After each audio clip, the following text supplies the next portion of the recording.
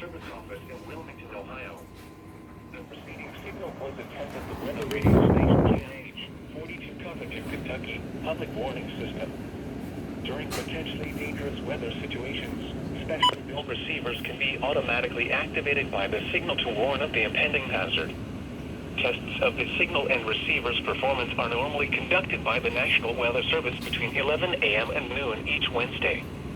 If there is a threat of severe weather, the test will be postponed to the next available good weather day. Reception of this broadcast, and especially the warning alarm tone, will vary at any given location.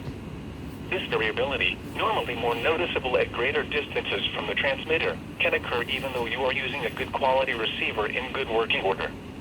The warning alarm tone will be activated for hazardous watches and warnings for the following counties in Ohio: Brown, Butler, Claremont, Clinton, Hamilton, Highland, and Warren. In Kentucky: Boone, Bracken, Campbell, Carroll, Gallatin, Grant, Kenton, Lisa, Owen, Pendleton, and Robertson. And finally, in Indiana: Dearborn, Fayette, Franklin, Ohio, Ripley, Switzerland, and Union. This concludes the weekly test of weather.